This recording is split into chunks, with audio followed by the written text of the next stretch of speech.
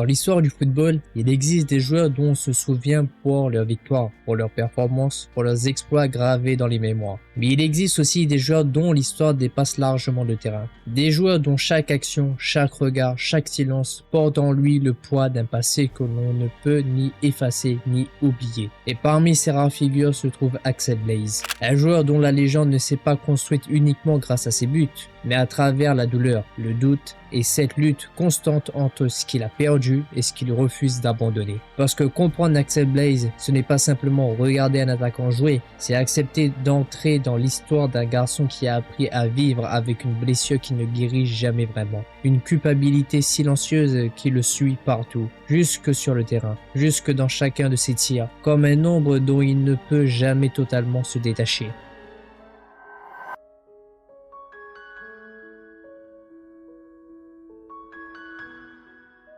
Avant que son regard ne devienne froid, avant que son silence ne devienne sa manière de se protéger du monde, Axel Blaze était un enfant comme les autres. Un enfant animé par une passion pure, presque naïve, pour le football. Une passion qu'il partageait avec celle qui comptait le plus pour lui, sa petite sœur. Bonne chance pour le match, Axel. Il faut que tu gagnes et je compte sur toi pour marquer un but spectaculaire. Dont la présence donnait un sens à chacun de ses moments, à chacune de ses victoires et à chacun de ses rêves. Mais parfois, la vie ne prévient pas. Elle ne laisse pas le temps de comprendre. Elle ne laisse pas le temps de se préparer. Et en un instant, tout bascule. Un accident, un moment d'inattention et soudain, le silence. Sa petite sœur est plongée dans le coma. Et dans l'esprit d'Axel, une seule idée s'impose. Envahissante, destructrice, impossible à ignorer. Il est responsable. Et à partir de cet instant précis, le football qui représentait autrefois la joie, la liberté et l'innocence devient un rappel constant de sa faute. Une douleur qu'il ne peut plus supporter, au point qu'il décide de s'en éloigner complètement. Comme si abandonner le football pouvait être une forme de punition, une manière de payer pour ce qu'il croit avoir causé. Mais même lorsque tout semble éteint, cette flamme refuse de disparaître complètement et elle continue de brûler, faiblement, discrètement, en attendant simplement le moment où quelqu'un viendra le raviver. Et cette personne, ce sera Mark Evans.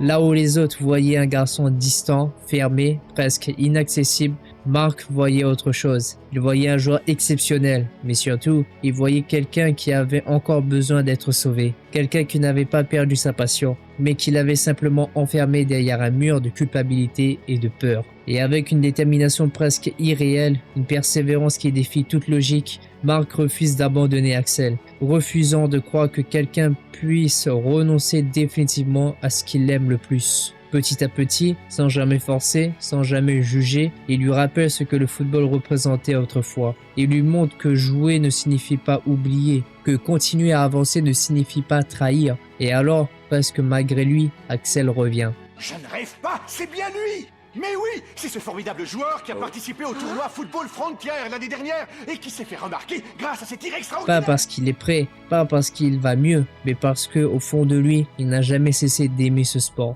Et c'est ainsi qu'il devient l'attaquant vedette de Raymond. Un joueur impressionnant, redouté, respecté, mais dont personne ne comprend encore totalement la fragilité.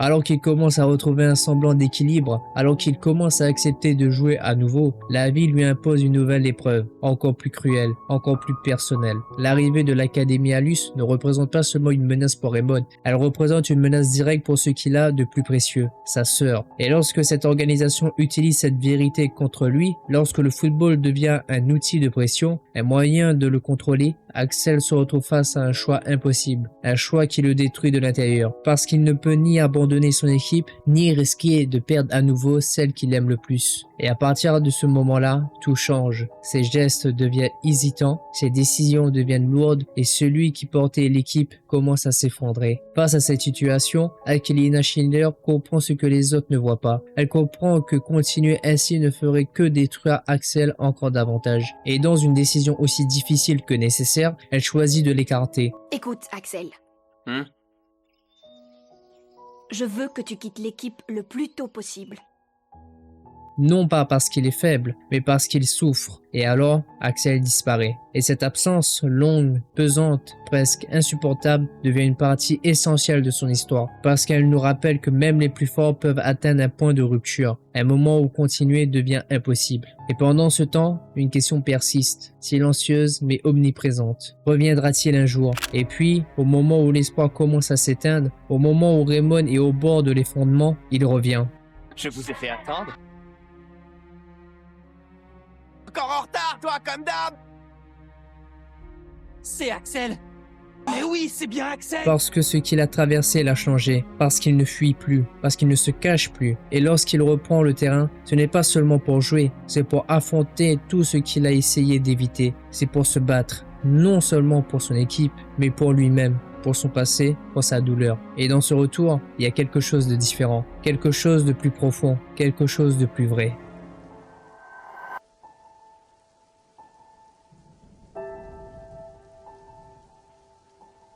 Axel doit faire face à une réalité encore plus difficile, une réalité qui ne peut être combattue sur le terrain. Son avenir, son père, une vie sans football. Je veux savoir quand tu vas enfin te décider à abandonner le football pour faire quelque chose de sérieux de ta vie. Tu sais très bien que devenir médecin te permettrait de sauver des vies. Lorsqu'on lui demande de quitter le Japon pour suivre une voie plus stable, plus sûre, plus raisonnable, Axel se retrouve face à un dilemme que beaucoup connaissent. Un dilemme entre ce qu'on doit faire et ce qu'on veut vraiment être. Et malgré ses doutes, malgré ses peurs, il continue de jouer, il continue d'avancer, jusqu'à ce match décisif où il ne cherche plus seulement à gagner, mais à être compris, et finalement, il est. Mais j'ai comme l'impression qu'ils vont avoir besoin de ton aide une fois qu'ils seront là-bas. Parce que son père voit enfin ce que le football représente pour lui. Pas un simple jeu, mais une raison d'avancer. Mais au-delà de son histoire personnelle, Axel Blaze a laissé une trace dans la vie des autres. Une trace qui ne peut pas être mesurée en but ou en victoire. Pour Mark Evans, il est devenu plus qu'un coéquipier. Il est devenu un ami fidèle, quelqu'un sur qui l'on peut compter, même dans les moments les plus sombres. Pour Sharon Frost, il a été un point de départ, une preuve vivante que l'on peut affronter ses démons et continuer à avancer. Et pour Austin Hobbs, il est devenu un modèle, une inspiration, une image de ce que signifie vraiment être un joueur.